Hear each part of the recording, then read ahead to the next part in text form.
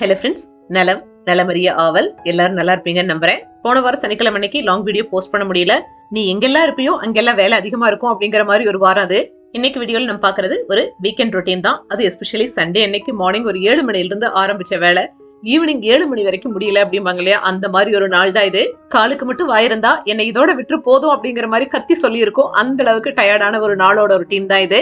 இந்த வீடியோல சோள தோசைக்கான மெஷர்மெண்ட், ஆப்பத்துக்கான மெஷர்மெண்ட், கூடவே உளுந்து வடைக்கான டிப்ஸ் அண்ட் டெக்னிக்ஸ் மெஷர்மெண்ட்ஸோட கூடவே அந்த உளுந்து வடைக்கான ஒரு ஸ்பெஷல் சட்னி செய்வோம் இல்லையா, அந்த சட்னியோட ரெசிபியும் இந்த வீடியோல நம்ம பார்க்கலாம். இன்னும் 2 முக்கியமான விஷயங்கள். ஒன்னு கேஸ்ட் ஐரனுக்கான சீசனிங், கூடவே ஸ்டெயின்லெஸ் ஸ்டீல் கடாய்க்கான மெயின்டெனன்ஸ். இது எல்லாத்தையுமே ஒரு வீடியோவா கம்பைல் பண்ணி கொடுத்துருக்கேன் உங்களுக்கு இன்னைக்கு. முந்தின நாள் நைட்டே பிளான் பண்ணிட்டேன். காலையில் எந்திரிச்சு வந்து முதல் வேலை கிச்சன்ல எது பண்றோமோ இல்லையோ இந்த கார்னர் ஷெல்ஃபை கிளீன் பண்ணிடணும்னு சொல்லிட்டு மோர் தென் 1 மந்த் அந்த ஏரியாவை நான் தொடவே கிடையாது. சரி, உப்பு புளியெல்லாம் போட்டு வைக்கிற ஜாடி எல்லாம் வந்து ப்ராப்பரா கிளீன் பண்ணிட்டு அதுக்கப்புறம் ஸ்டோர் பண்ணிக்கலாம்னு சொல்லிட்டு ஸ்டாண்டில் இருந்து எல்லாத்தையுமே கழுவிட்டேன். மெயின் ரீசன் என்னன்னா, ஆயில்ஸ் எல்லாம் வந்து பாட்டில தீந்துருச்சு. சரி, ஃபில் பண்றதுக்கு முன்னாடி ஒரு தடவை வாஷ் பண்ணிடலாம். வாஷ் பண்ணி ஒரு 2-3 வீக்ஸ் ஆச்சு அப்படிங்கறதுனால வாஷ் பண்றதுக்காக ஆயில் ஃபில் பண்ணாமே வச்சுட்டு இருந்தேன். அதுக்காகவே இந்த கிளீனிங்கை ஸ்டார்ட் பண்ணேன் இன்னைக்கு. எனக்கு எப்பவுமே ஒரு கத்தி மட்டும் ரொம்ப ரொம்ப கம்ஃபர்டபிள். அந்த கத்தியோட பிராண்ட் வந்து ரீசெண்டா எனக்கு கிடைக்காதனால ஒரு 2-3 இனத்தை மாத்தி வாங்கினதுனாலேயே அதிகமான கத்திகள் இந்த ஸ்டாண்டுக்குள்ள சேர்ந்துருச்சு. சோ ஒரு வழியா என்னோட கத்தியை தேடி பிடிச்சிட்டு நானு. என்னோட கத்தி கிடைக்கலன்னு சொல்லிட்டு என் ஃப்ரெண்டு கூட கடைக்கு போனவங்க உன்னோட கத்தி மாதிரியே இருந்துச்சுன்னு வாங்கிட்டு வந்தாங்க. ஆனா அதுவுமே வந்து மாறிதான் வந்துருச்சு. ஆக்சுவலா ஃபிக்ஸ்வெல்ல ரோஸ்டர் ஜெர்மனின்னு போட்டிருக்கும். அந்த பிராண்ட் வந்து சூப்பரா இருக்கும். ஒரு கத்தியோட விலை என்னமோ 40 ரூபா தான். பெரிய காஸ்ட்லியான விலைகளுக்கு வாங்கின கத்திகளை எல்லாம் விட இது சூப்பரா ஒர்க் ஆகும். நல்ல காலத்திலேயே தேங்காய் எண்ணெய் இங்க பெங்களூர்ல குறைஞ்சிரும். அது குளிர்காலத்துல அது அடியில் இருக்கிற தேங்காய் எண்ணெயெல்லாம் எடுக்கிறதுக்கு வழியே இல்ல. ஹாட் வாட்டருக்குள்ள கொஞ்சம் நேரம் வச்சோம் அப்படின்னா ஓரளவுக்கு பாட்டில் இருக்கிற அந்த அடிமட்ட தேங்காய் எண்ணெயெல்லாம் வந்துடும். அதனாலேயே வந்து சுடுதண்ணி பாத்திரத்துக்குள்ள பாட்டில வச்சிருக்கேன். சில புது பொருள் எல்லாம் வாங்கணும் கிச்சனுக்கு, நமக்கு எதுல வந்து எதை போட்டு வச்சா பெர்ஃபெக்டா இருக்கும்னு தெரியாது. அதே மாதிரிதான் இந்த பாட்டில்ஸ் வாங்கின புதுசுலயும் எனக்கு எந்த எண்ணெயை பெர்ஃபெக்டா எதுல ஊத்துனா நமக்கு கம்ஃபர்டபுளா இருக்கும் கிச்சனுக்கு யூஸ் பண்றதுக்குன்னு ஒரு ஐடியா இல்லாம எண்ணெயெல்லாம் ஊத்தி வச்சிருந்தேன். இப்போ கொஞ்ச நாள் ஆனதுக்கு அப்புறம் எனக்கே வந்து ஒரு சின்ன சேஞ்ச் தோணுது. அதிகமா யூஸ் பண்ற எண்ணெயை பெரிய பாட்டில் வச்சுக்கலாம், ரேரா யூஸ் பண்ற எண்ணெயெல்லாம் வந்து சின்ன பாட்டில்ஸ்க்கு மாத்திக்கலாம் அப்படின்னு சொல்லிட்டு ஸோ கொஞ்ச நாள் யூஸ் பண்ணதுக்கு அப்புறம் இப்போ ஒரு சின்ன சேஞ்ச் ஓவர்ல பெரிய பாட்டில்ல கடல் எண்ணெயும் தேங்காய் எண்ணெயும், சின்ன பாட்டில்ல நல்லெண்ணெயும் ரீஃபைண்ட் ஆயிலும் ஊத்தி வச்சுக்கலாம் அப்படிங்கிற மாதிரி பிளான்ல ஆயில் பாட்டில்ஸ்க்கு ஒரு சின்ன சேஞ்ச் ஓவர் கொடுக்கலான்னு பிளான் பண்ணி வச்சிருந்தேன். ஆயில் பாட்டில்ஸ் கிளீன் பண்றதுக்கு ஃபர்ஸ்ட் சோப் லிக்விட் மட்டும் போட்டு தண்ணி ஊத்தி கிளீன் பண்ணிட்டு செகண்ட் ரவுண்ட் கிளீன் பண்ணும்போது ஒவ்வொரு ஸ்பூன் அரிசியை ஒவ்வொரு பாட்டிலையும் போட்டு அதே மாதிரி சோப் லிக்விடும் போட்டு கொஞ்சம் தண்ணியை ஃபில் பண்ணி நல்லா குளுக்கணும் அப்படின்னா அடியில் இருக்கிற ஓரத்துல இருக்கிற அழுக்குகள் கூட கிளீனா வந்துடும். வீக்கெண்ட் அன்னைக்கு என்னையும் நீ கவனிக்கணுங்கிற மாதிரி ஈவன் டிஷ் வாஷ் லிக்விட் கூட ரீஃபில்லிங் அன்னைக்கு தான் நடக்குது. ஆக்சுவலா பொண்ணுகளோட லைஃபை காமு காப்பின்னு பிரிச்சுக்கலாம், கல்யாணத்துக்கு முன் பின் அப்படிங்கிற மாதிரி. என்னோட லைஃப் எல்லாம் வந்து ரொம்ப அழகானதா இருந்துச்சு. வீக்கெண்ட் அப்படின்னா அது எஸ்பெஷலி சண்டே அன்னைக்கு பிஜியில் இருக்கும்போது அந்த காலை நேரங்கள் ரொம்ப ரொம்ப அழகானதா இருக்கும். என்னோடது மட்டும் சொல்ல முடியாது, என் கூட இருந்த எல்லா ஃப்ரெண்ட்ஸோட லைஃப்மே ரொம்ப நல்லா தான் இருந்துச்சு. ஏன்னா காலையில சண்டே அன்னைக்கு செல்ஃப் கேருக்காக எவ்வளவு டைம் ஸ்பெண்ட் பண்ணுவோம் தெரியுமா. சண்டே அன்னைக்கு மேண்டேட்டரியா லேட்டா எந்திரிப்போம். எந்திரிச்சாலுமே செகண்ட் ஹாஃப் தான் எங்கால வெளியே போற வேலையெல்லாம் இருக்கும். ஃபர்ஸ்ட் ஹாஃப்ல ஃபேஸுக்கு பேக் போடுறது என்ன, தலைக்கு ஹேர் பேக் போடுறது என்ன, அதெல்லாம் தாண்டி நெயில்ஸ் எல்லாம் ட்ரிம் பண்ணி அழகழகா நெயில் பாலிஷ் வாரத்துக்கு ஒரு தடவை மாத்துறது என்ன. அதுவும் எஸ்பெஷலி ஹேர் பேக் எல்லாம் போடும்போது ஒருத்தருக்கு ஒருத்தர் நல்லா ஹெல்ப் பண்ணிக்குவோம். ஒரு ஃப்ரெண்டோட அம்மா கிட்டத்தட்ட ஒரு 2 கிலோக்கெல்லாம் வந்து வெந்தய பவுடர் வந்து அரைச்சு கொடுத்து விட்டுருப்பாங்க. ஒவ்வொருத்தரும் 2 ஸ்பூன் எடுத்து தயிர்ல போட்டு மிக்ஸ் பண்ணி தலையில போட்டு உட்காந்துட்டு அது ஏதோ ஒரு பெரிய வேலை மாதிரி காலையில இருந்து செஞ்சுட்டு இருந்தோம். இதெல்லாம் வந்து கல்யாணத்துக்கு முன். அப்ப என்னோட முடி இன்னும் அடர்த்தியாவும் லாங்காவும் இருந்துச்சு. சோ அதனால அதை மெயின்டைன் பண்றது ஒரு பெரிய டாஸ்க். சோ பத்திரமா வச்சுக்கணுங்கிறதுக்காக நிறைய ஹேர் கேர் ரொட்டீன்ஸ் ஃபாலோ பண்ணிட்டு இருந்தேன் அப்போ. ஆனா இப்ப கல்யாணத்துக்கு அப்புறம் இத்தனை வருஷத்துல எனக்கு தெரிய ஒரு வீக்கெண்ட் கூட நான் அப்படியெல்லாம் ஸ்பெண்ட் பண்ணது கிடையாது. எப்ப பார்த்தாலும் home care routine, family care routine இப்படிதான் போயிட்டு இருக்கு. யூஸ்வலா ஆயில் பாட்டில்ஸ் எல்லாம் கிளீன் பண்ணதுக்கு அப்புறம் அந்த சிங்கை ஒரு தடவை சுடுதண்ணி ஊத்தி கிளீன் பண்ணி விட்டுருங்க. முடிஞ்ச அளவுக்கு ஏதாவது அன்பிளாக்ஸ் பவுடர்ஸ் இருந்துச்சு அப்படின்னா அதையும் போட்டு சுடுதண்ணி ஊத்திட்டோம் அப்படின்னா நம்ம வாஷ் பண்ண இந்த ஆயில்ஸ் எல்லாம் வந்து பைப்லைன்ல போய் பிளாக் பண்ணாம இருக்கும். எவ்வளவுதான் லிக்விட்ஸ் எல்லாம் போட்டு கிளீன் பண்ணாலும் ஒரு தடவை சுடுதண்ணியில ஒரு 10-15 நிமிஷமாவது அந்த பாட்டில்ஸ் எல்லாம் கமுத்தி வச்சிருந்தோம் அப்படின்னா உள்ள ஏதாவது நமக்கும் தெரியாம இன்னும் இருக்கிற அழுக்குகள் எல்லாம் வந்துரும். சண்டேங்கிறதுனால காலையில 7 மணிக்கு தான் எந்திரிச்சு கொஞ்சம் லேட்டா 8 மணிக்குள்ள இந்த கிளீனிங் ஒர்க்ஸை முடிச்சுட்டு மாவுக்கெல்லாம் ஊற வச்சிடலான்னு ஊற வைக்க ஆரம்பிச்சிட்டேன். இது உளுந்து வடைக்கான மெஷர்மெண்ட். இந்த டம்ளர்ல ஒரு 1.5 டம்ளருக்கு உளுந்து எடுத்திருக்கேன். இதுக்கு ஒரே ஒரு ஸ்பூன் பச்சரிசி மட்டும் போட்டு நல்லா கழுவிட்டு 2 மணி நேரம் ஊற வச்சு அரைச்சுக்கணும். இந்த அளவு உளுந்துல நமக்கு ஒரு 15 மீடியம் சைஸ் வடை செய்யலாம். மோஸ்ட்லி இந்த மாதிரி ஸ்நாக்ஸ் எல்லாம் செய்யும் போது நானும் ஃப்ரெண்ட் 2 பேருமே பிளான் பண்ணி செஞ்சுக்குவோம். இங்க நான் கிரைண்டர்ல மாவு அரைக்கிறேன்னு தெரிஞ்சதுமே நான் சொன்னேன் வடைக்கு ஊற வச்சிருக்கேன்னு சொல்லிட்டு சோ அவங்களுமே சண்டே ஈவினிங் ஸ்நாக்குக்கும் மண்டே மார்னிங் பிரேக்ஃபாஸ்ட்டுக்கும் உளுந்து வடைக்கு தேவையான உளுந்து கொடுத்துட்டாங்க. சோ அதையும் வந்து கழுவி ஒரு ஸ்பூன் பச்சரிசி போட்டு ஊற வச்சுட்டேன். நெக்ஸ்ட் சோள தோசைக்கான மெஷர்மெண்ட் தான். தோசை ஆர் பணியாரம் எது வேணாலும் செய்யலாம். அதுக்கு 1 டம்ளர் வெள்ளை சோளம், 1/2 டம்ளர் இட்லி அரிசி, 1/2 டம்ளர் உளுந்து, 1 ஸ்பூன் வெந்தயம் இதெல்லாம் போட்டு நல்லா கழுவி ஒரு 5 மணி நேரமாவது மினிமம் இது ஊறணும்.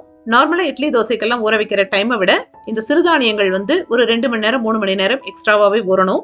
அடுத்து ஆப்பத்துக்கான மெஷர்மெண்ட் தான்.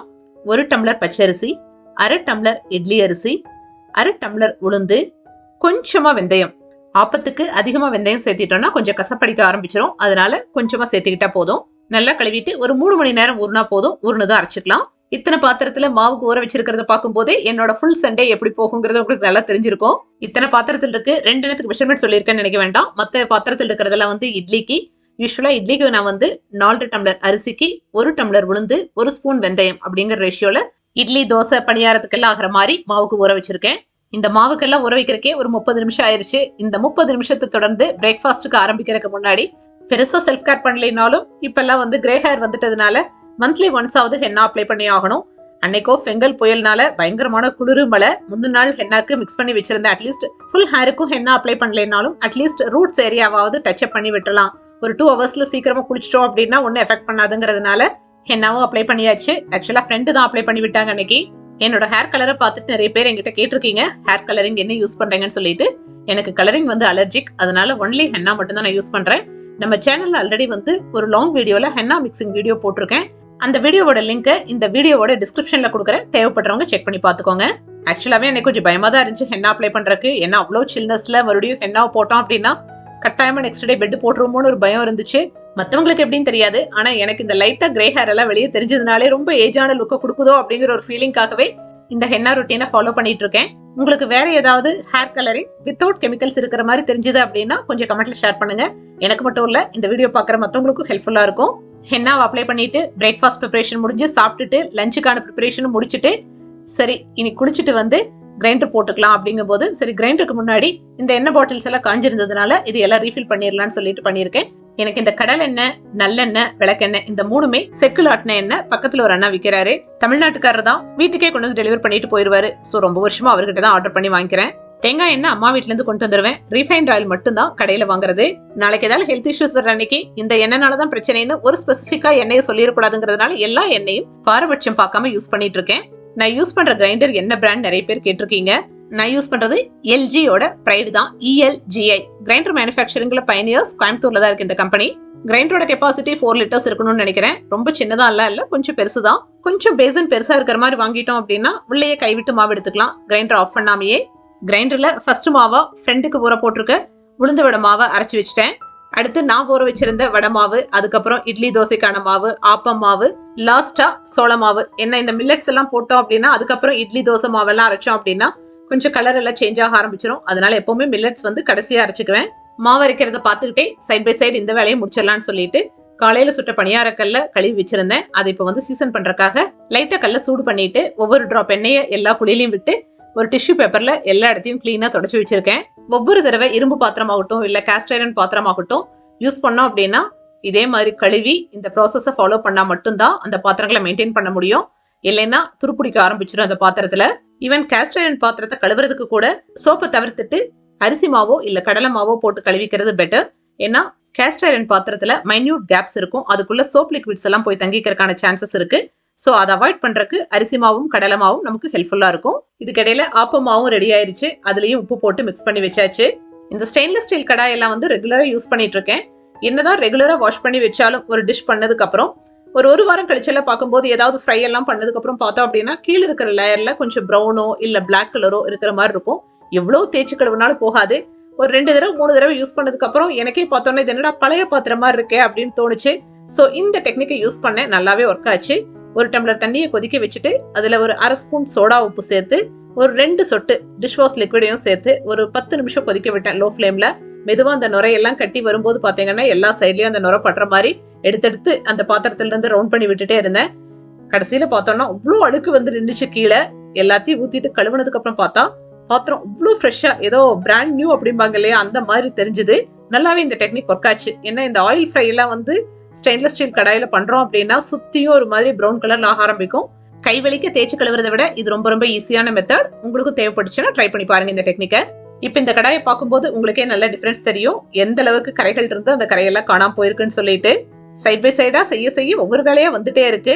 சோள மாவை பிளெயினா அப்படியே அரைச்சா டேஸ்ட் வந்து கொஞ்சம் பிளாண்டா இருக்கிற மாதிரி இருக்கும். மில்லட்ஸ் மாவு எதுவா இருந்தாலுமே பாத்தீங்கன்னா பெரிய டேஸ்ட் நமக்கு தெரியாது. இதே இட்லி கரைக்கிற மாதிரி இருந்துச்சு அப்படின்னா பிளெயினாவே அரைச்சிக்கலாம். ஆனா தோசை பணியாரம் அப்படிங்கும் போது நான் இந்த 3 இன்கிரீடியன்ட்டை தனியா மிக்சியில போட்டு அரைச்சிட்டு சிறுதானிய மாவை கிரைண்டர்ல போட்டு விடும்போது இந்த மிக்சியில அரைச்ச இந்த மிக்சரையும் உள்ள சேர்த்துருவேன். ஒரு கைப்பிடி சின்ன வெங்காயம், ஒரு ஸ்பூன் சீரகம், கொஞ்சம் ஃப்ரெஷ்ஷான கருவேப்பிலை, இது 3ஐயும் சேர்த்து அரைச்சுக்கணும். எந்த சிறுதானிய மாவுமே பெரிய வாசனையோட இருக்காது. ஆனா இந்த சின்ன வெங்காயம், சீரகம், கருவேப்பிலை இந்த மிக்சர் சேர்த்துனதுக்கு அப்புறம் பார்த்தா அந்த காம்போவோட வாசனை வீடே மணக்கும். ஃபைனலா சோளமா வரைக்கும் போது ஆல்மோஸ்ட் ராத்திரிக்கு பக்கத்திலேயே வந்த மாதிரி இருந்துச்சு. கிளைமேட் வேற ரொம்ப சில்லுன்னு இருக்கிறதுனால சாயங்காலம் 6 மணிக்கே ராத்திரி 8 மணி ஆன மாதிரி இருக்கு. இந்த மாவோட வேலை மட்டும் அரை நாளையே எடுத்திருக்கு. இருந்தாலும் பரவாயில்ல, அடுத்து ஒரு வாரத்துக்கு காலையில என்ன டிஃபன், நைட் என்ன டிஃபன் யோசிக்க வேண்டியதில்ல. ஏதோ ஒன்னு எடுத்து செஞ்சுட்டே இருக்கலாம் லைனா. ஆக்சுவலா இந்த மாவு அரைக்கிறக்க இடையில இன்னொரு வேலையும் செஞ்சிருந்தேன். இந்த வீக்குக்கு தேவையான கொஞ்சம் வெள்ளைப்பூண்டு, சின்ன வெங்காயம் இதெல்லாம் உரிச்சு வச்சிருந்தேன். அதை வந்து வீடியோ கிளிப்பிங் எடுக்க மறந்துட்டேன். ஒரு வழியா சோள மாவுக்கு உப்பையும் போட்டு மிக்ஸ் பண்ணி ஃப்ரிட்ஜுக்குள்ள தள்ளியாச்சு. யாரு சொன்னாங்கன்னு தெரியல, ஃப்ரீயா இருக்கலாம், வீக்கெண்ட்னா ஜாலியா இருக்கலாம்னு சொல்லிட்டு. மேபி இருக்கலாங்க, காலேஜ் போயிட்டு இருக்கும் போது இருக்கலாம், இல்ல கல்யாணத்துக்கு முன்னாடி இருக்கலாம். ஆனா கல்யாணத்துக்கு அப்புறம் எல்லாம் வாய்ப்பே கிடையாது. அது குழந்தைகள்லாம் இருக்கிற வீட்டுல டபுள் த டைம் இல்ல ட்ரிபிள் த டைம் வேலை இருக்கும்பாங்கல்ல. அடுத்த ஒரு வாரத்துக்கு தேவையான எல்லா வேலையும் அந்த சண்டே அன்னைக்கு செஞ்சு வச்சா மட்டும்தான் அடுத்து ஒரு வாரத்தை கொஞ்சம் அமைதியாவும் ப்ரெஷர் வேரியேஷனும் இல்லாம கொண்டு போக முடியும். நல்ல வேளை காய்கறி இடையில ஒரு நாள் தீந்துச்சு, அப்பவே போய் எல்லாம் வாங்கிட்டு வந்து கிளீன் பண்ணி வச்சுட்டேன் அன்னைக்கு ஈவினிங்க. இல்லைன்னா வந்து லோடோட லோட் இன்னும் கொஞ்சம் ஓவர்லோடுங்கிற மாதிரி அதுவும் சேர்ந்துருக்கும் இன்னைக்கு. அடுத்து உளுந்து வடையோட ரெசிபி பார்த்துடலாம். உளுந்து வடைக்கு மாவு அரைக்கும் போது மட்டும் தண்ணி தெளிச்சு அரைக்கணும். ஒரே தடவையில தண்ணி ஊத்திடக்கூடாது. கொஞ்சம் மாவு பால் மாதிரி அப்படியே விழுகும் கையில் இருந்து. அந்த ஸ்டேஜ்ல மாவை பக்குவமா எடுத்துடணும். மாவுக்கு தண்ணி இல்லாம இருக்கக்கூடாது, அதே மாதிரி தண்ணி அதிகமாவும் ஆயிடக்கூடாது. கரெக்டா பக்குவமா எடுக்கணும். வடைக்கு என்ன சூடாயிட்டு இருக்கு, அதுக்குள்ள இந்த வடைக்கு மேட்ச் ஆகிற மாதிரி ஒரு ஸ்பெஷல் தேங்காய் சட்னி அரைச்சிக்கலாம். அரை மூடி தேங்காய், 2 பச்சை மிளகா, கொஞ்சம் கொத்தமல்லி தலை, ஒரு துண்டு இஞ்சி, அரை ஸ்பூன் உப்பு இதெல்லாம் போட்டு அரைச்சுக்கணும். கொஞ்சம் கொரன்னு அரைக்கணும். வடைக்கான தேங்காய் சட்னிக்கு பொட்டுக்கடலை சேர்க்கக்கூடாது, அதுதான் வந்து மெயின் பாயிண்ட் இதுல. இதே சட்னியை தண்ணி கொஞ்சம் அளவா சேர்த்து கெட்டி சட்னியா அரைப்பாங்க. எங்க வீட்டுல பொங்கலுக்கு அடுத்த நாள், அதாவது மாட்டு பொங்கலுக்கு அடுத்த நாள் வந்து மிச்சமான பொங்கல் எல்லாம் வச்சு சாப்பிட்றதுக்காக செம சூப்பரா இருக்கும். அந்த ஆறுன பொங்கலுக்கும் இந்த சட்னிக்கும். இந்த வடமாவை ஃபர்ஸ்டா இட்லி மாவுக்கெல்லாம் முன்னாடியே அரைச்சிட்டேன். ஃப்ரிட்ஜில் ஒரு 2 மணி நேரம் வச்சிருந்தேன். வடமாவை எந்த மிக்சிங்கும் பண்ணாம அப்படியே டைரக்டா ஃப்ரிட்ஜில் வச்சுட்டு அடுத்த நாள் கூட நம்ம யூஸ் பண்ணலாம். நான் மோஸ்ட்லி டப்பர்வேர் பாக்ஸஸ்ல வைக்கிறதுனால இது வரைக்கும் ஒரு தடவை கூட எண்ணெய் எல்லாம் எழுத்தது கிடையாது, அடுத்த நாள் உளுந்து வடை சுடும் போது கூட. ஆனா அன்னைக்கு சண்டே ஈவினிங் ஸ்நாக்காக பிளான் பண்ணதுனால மாவு கூட 1 ஸ்பூன் உப்பு, 1 ஸ்பூன் மிளகுத்தூள், நல்லா பொடியா அறுத்த வெங்காயம், பொடியா அறுத்த 1 ஸ்பூன் இஞ்சி, கருவேப்பிலை, கொத்தமல்லி தலை, கூடவே பொடியா அறுத்த 2 பச்சை மிளகாய் சேர்த்திருக்கேன். பெரிய வெங்காயத்தை விட சின்ன வெங்காயம் சேர்த்துட்டா வடையோட டேஸ்ட் செம சூப்பரா இருக்கும். மாவை நல்லா அடிச்சு மிக்ஸ் பண்ணிக்கணும். உள்ள எந்த ஏர் பபிள்ஸும் இல்லாத மாதிரி, இல்லைன்னா வடை வெடிக்கிறதுக்கான சான்சஸ் இருக்கு. முதல்ல எல்லாம் எப்போ உளுந்து வடை செஞ்சாலும் ஒரு பயம் இருக்கும் எனக்கு. ஏன்னா எப்ப நான் உளுந்து வடை செஞ்சாலுமே அந்த வடை வெடிச்சிரும். ஏதாவது ஒரு வடை ஃபர்ஸ்ட் அடசல்ல இருக்கும், இல்ல 2வது அடசல்ல இருக்கும். வெடிக்காம மட்டும் நான் எண்ணெய் சட்டியை ஆஃப் பண்ணிட்டு வந்ததா இல்லை இது வரைக்கும்.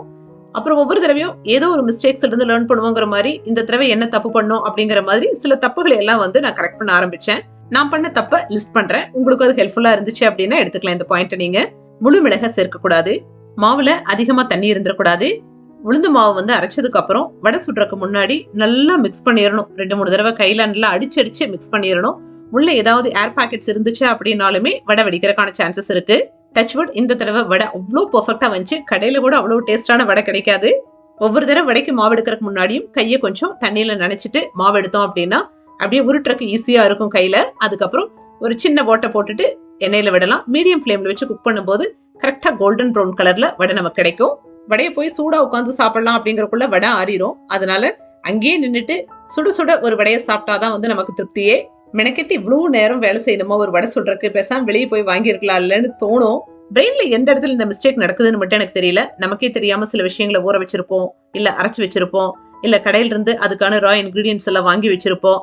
எப்படியாவது ஒரு நாள் அதையெல்லாம் செஞ்சு சாப்பிடணுங்கிறக்காக வீட்லயே அட்லாஸ்ட் ஆயில் ஃபுட்டா இருந்தாலுமே நம்ம வீட்டுல செஞ்சு கொடுத்துட்டோம் அப்படிங்கும் போது ஒரு சின்ன திருப்தி தான் கிடைக்கிறது. ஒரு சண்டே அதுலயும் இவ்வளவு வேலை இருந்துச்சு அப்படின்னா எனக்கு தோணுச்சு, கம்மன் இதுக்கெல்லாம் பதிலா ஆஃபீஸ் போயிருந்தே பெட்டர். அட்லீஸ்ட் அங்கே போய் கூட கொஞ்சம் ரிலாக்ஸா இருக்கலாம் போல் இருக்கு. வீட்டுல நான் ஸ்டாப்பா ஒரு நிமிஷம் கூட உட்காராம இப்படியே வேலை செஞ்சுட்டு இருக்கமே அப்படின்னு சொல்லிட்டு நான் ஜஸ்ட் வீடியோக்காக ஃபேன்சியா எல்லாம் சொல்ல விரும்பல. என்னதான் குடும்பம், நம்ம குழந்தைங்க எல்லாத்துக்காக நம்ம செஞ்சாலுமே டீப் இன் த மைண்ட் எனக்கு அப்பப்போ தோன்றதுண்டு, என்னடா இதே தான் நம்ம லைஃப் டைமுக்கும் இதையெல்லாம் வந்து ரொட்டீனா பண்ணிட்டே தான் இருக்கணுமா, இதுக்கெல்லாம் ஒரு எண்டே கிடையாதா, இல்ல ஒரு சேஞ்சே வராதா அப்படிங்கிற மாதிரி. ஹஸ்பண்ட் சப்போர்ட் பண்ணுவார், இல்லைன்னு சொல்லல. ஆனா நமக்கு வந்து ரோல்ஸ் அண்ட் ரெஸ்பான்சிபிலிட்டிஸ் ரொம்ப அதிகமா இருக்கிறத நான் ஃபீல் பண்றேன் வீட்டுக்குள்ள. மேபி ஓவர் எக்ஸாஸ்ட் ஆகி அதிகமான வேலைகள் எல்லாம் இருக்கிற அன்னைக்கு எனக்குள்ளேயே இந்த மாதிரி ஒரு கேள்வி அப்பப்போ வந்து போயிட்டே இருக்கு. அட்லாஸ்ட் 2 வடையை உட்கார்ந்து சாப்பிடறதுக்கான நேரம் எனக்கு கிடைச்சது. டைம் அப்ப 7 மணி சாயங்காலம். இந்த வடையை சாப்பிட்டு முடிக்கும் போது அடுத்து டின்னர் என்னன்னு கேட்டாங்க. ஒரே லைன், இந்த வடை தான் dinner, kitchen is closed for the day அப்படின்னு சொல்லிட்டு இனிமேல் என்னை யாரும் டிஸ்டர்பே பண்ணக்கூடாதுன்னு 1 மணி நேரம் ஃப்ரெண்டு கூட பேசிட்டே அப்படியே ஒரு ஸ்லோ வாக்கிங் போயிட்டு வந்தாச்சு. இப்படித்தான் என்னோட ஒரு பிஸி சண்டே போச்சு அப்படின்னு சொல்லலாம். உங்க வீடுகள்ல சண்டேஸ் எப்படி இருக்கும்? இதுக்கும் டிசம்பர் 2 வரைக்கும் நாங்க நான்வெஜ் சாப்பிடறது இல்ல, அதனால கொஞ்சம் வேலை கம்மி. என் மனசுல வந்த கேள்விகள் உங்க மனசுலயும் வந்திருந்தா இந்த கேள்விகளை எல்லாம் எப்படி ஓவர் கம் பண்ணி நீங்க வந்தீங்க அப்படிங்கறத கமெண்ட்ல ஷேர் பண்ணுங்க. இதோட இந்த வீடியோ முடிஞ்சது. அடுத்த ஒரு நல்ல வீடியோல விரைவில் சந்திக்கலாம். Until then, bye bye, take care.